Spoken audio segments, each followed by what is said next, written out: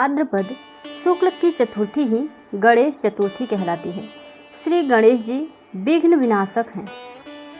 इन्हें देव समाज में सर्वोच्च स्थान प्राप्त है। भाद्रपद शुक्ल चतुर्थी को मध्याह्न के समय गणेश जी का जन्म हुआ था। श्री गणेश जी बुद्धि के देवता हैं। गणेश जी का वाहन चूहा है। रिद्धि तथा सिद्धि इनकी दो पत्नियां हैं। इनका सर्वप्रिय भोग मोदक यानी कि लड्डू है। इस दिन विद्यालयों में चौक चांदनी एवं झांकियां निकाली जाती हैं। इस दिन प्रातःकाल स्नान आदि करके सोने, तांबे या फिर मिट्टी अथवा गोबर की गणेश जी की प्रतिमा बनाई जाती है। गणेश जी की इस प्रतिमा को कोरे कलश में जल भरकर मुंह पर कोरा कपड़ा बांधकर उस पर स्थापित किया जाता है। मूर्ति पर सिंदूर चढ़ाकर षोडशोपचार मंत्रों से उनका पूजन करना चाहिए तथा दक्षिणा अर्पित करके लड्डुओं का भोग लगाने का विधान है। इसमें से 5 लड्डू गणेश जी की प्रतिमा के पास रखकर शेष जो लड्डू होते हैं उसको बांट देने चाहिए। आइए व्रत कथा का श्रवण करते हैं। एक बार महादेव जी पार्वती जी सहित नर्मदा के तट पर गए। वहाँ पर एक सुंदर स्थान पर पार्वती जी ने महादेव जी के साथ चौपड़ खेलने की इच्छा व्यक्त की। तब शिव जी ने कहा, हमारी हार जीत का साक्षी कौन बनेगा?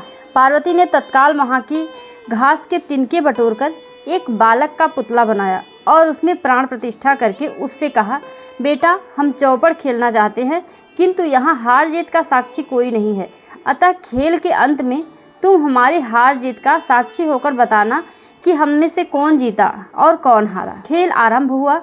देवयोग से तीनों बार पार्वती जी ही जीती।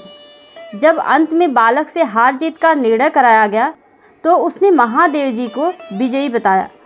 परिणामतः पार्वती जी ने क्रुद्ध होकर उसे एक पांव से लंगड़ा होने और वहां की कीचड़ में पड़ा रहकर दुख भोगने का शाप दे दिया। बालक ने विनम्रता पूर्वक कहा, माँ मुझसे अज्ञानवश ऐसा हो गया। मैंने किसी कुटिलता या द्वेष के कारण ऐसा नहीं किया।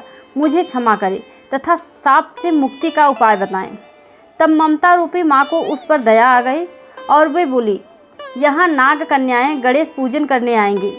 उनके उपदेश से तुम गणेश व्रत करके मुझे प्राप्त करोगे। इतना कहकर वे कैलाश पर्वत पर चली गई। 1 वर्ष बाद वहाँ श्रावण में नाग कन्याएं गणेश पूजन के लिए आईं। नाग कन्याओं ने गणेश व्रत करके उस बालक को भी व्रत की विधि बताई। तत्पश्चात बालक ने 12 दिन तक श्री गणेश का व्रत किया। तब गणेश जी ने उसे दर्शन देकर कहा, तुम्हारे व्रत से प्रसन्न हूँ, मनोवांछित वर मांगो।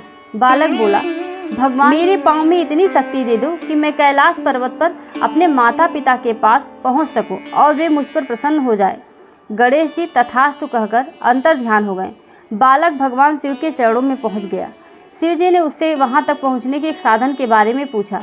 तब बालक ने सारी कथा शिव जी को सुना दी। पर उसी दिन से अप्रसन्न होकर पार्वती शिव से भी विमुख हो गई थी। तदुपरांत भगवान शंकर ने भी बालक की तरह 21 दिन पर्यंत श्री गणेश जी का व्रत किया, जिसके प्रभाव से पार्वती जी के मन में स्वयं महादेव जी से मिलने की इच्छा जागृत हुई। वे शीघ्र ही कैलाश पर्वत पर आ पहुंची। वहां पहुंचकर पार्वती जी ने शिव जी से पूछा, भगवान आपने ऐसा कौन सा उपाय किया जिसके परिणाम स्वरूप मैं आपके पास भागी भागी आ गई हूँ? शिव जी ने गणेश व्रत का इतिहास उनसे कह डाला। तब पार्वती जी ने अपने पुत्र कार्तिकेय से मिलने की इच्छा व्यक्त की और 21 दिन पर्यंत 21 की संख्या में दुर्वा, पुष्प तथा लड्डुओं से गणेश जी का पूजन किया।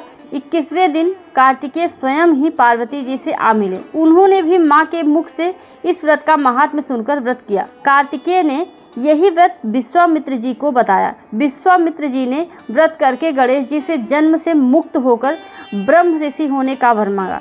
गणेश जी ने उनकी मनोकामना पूर्ण की। ऐसे हैं श्री गणेश जी जो सबकी मनोकामनाएं पूर्ण करते हैं। इसलिए हमें गणेश चतुर्थी के व्रत को अवश्य ही करना चाहिए। बोलिए गणपति भगवान की जय। बोलिए शंकर पार्वती की जय।